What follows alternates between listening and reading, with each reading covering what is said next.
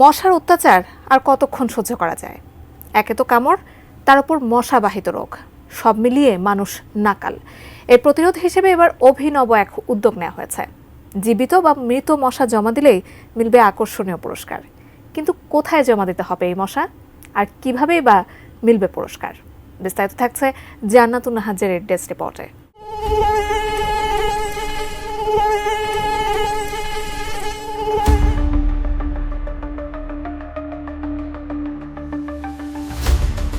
দক্ষিণ পূর্ব এশিয়ার দেশ ফিলিপাইনের ম্যানিলাতে বারাঙ্গে অ্যাডিসন হিলস নামের একটি গ্রাম আছে।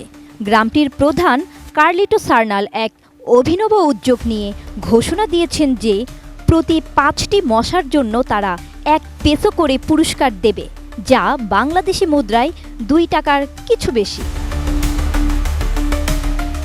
ব্রিটিশ সংবাদ মাধ্যম বিবিসির খবরে বলা হয়েছিল, ফিলিপাইনে সম্প্রতি মশাবাহিত রোগ বাড়ছে, বিশেষ করে ডেঙ্গু আক্রান্ত রোগীর সংখ্যা বাড়ছে।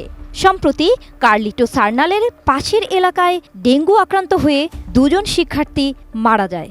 এরপরই এই ঘোষণা দেন কার্লিটো। ঘোষণাটি কমপক্ষে 1 মাস চলবে বলে জানানো হয়েছে। RICL TMX, যুগের পর যুগ স্থাপনা থাকে মজবুত। এই ঘোষণার পর অবশ্যই সামাজিক যোগাযোগ মাধ্যমে বিস্তর সমালোচনা ও হাস্যরসের শিকার হয়েছেন কার্লিটো। সামাজিক যোগাযোগ মাধ্যমে এক ব্যবহারকারী লিখেছেন, এখন মশা খামার করা হবে। আরেকজন লিখেছেন, শুধু একটি ডানা থাকলে কি মশা ফেরত দেওয়া হবে? ঘোষণা অনুযায়ী জীবিত বা মৃত মশা জমা দিলেই মিলবে পুরস্কার। এমনকি মশার লার্ভাও জমা দিলে পুরস্কার পাওয়া যাবে। পরে অতি বেগুনি রশ্মি ব্যবহার করে জীবিত মশা নির্মূল করা হবে। রাস্তা পরিষ্কার রাখা ও ডেঙ্গুর জন্য দায়ী এডিস মশার বংশবিস্তারে সহায়ক পানি জমে থাকার জায়গা নষ্ট করার মতো বিদ্যমান ব্যবস্থার পরিপূরক হিসেবে জীবিত বা মৃত মশার বিনিময়ে পুরস্কারের ব্যবস্থা ঘোষণা করা হয়েছে বলেও জানান এই গ্রাম প্রধান। এতে সবাই সচেতন হবে বলে মনে করেন তিনি।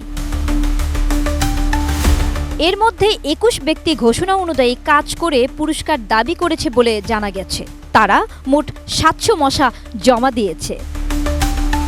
এদিকে ফিলিপাইনের স্বাস্থ্য বিভাগ DOH জানিয়েছে, চলতি বছরের 1 ফেব্রুয়ারি পর্যন্ত ফিলিপাইনে 28,234 জনের ডেঙ্গু শনাক্ত হয়েছে।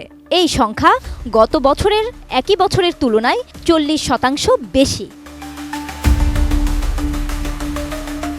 DOH আরও জানায়, ডেঙ্গুর বিরুদ্ধে লড়তে স্থানীয় প্রশাসনের নির্বাহীদের সদিচ্ছা প্রশংসাযোগ্য। ডেঙ্গু ছাড়াও মৌসুমি বৃষ্টিপাতের কারণে ইনফ্লুয়েঞ্জা জাতীয় রোগ এবং লেপ্টোস্পাইরোসিসের সংক্রমণ বৃদ্ধি পেয়েছে, যা মানুষের পায়ের মাধ্যমে পানি প্রবাহিত হওয়ার ফলে হয়। জান্নাতুন নাহার, ATN নিউজ।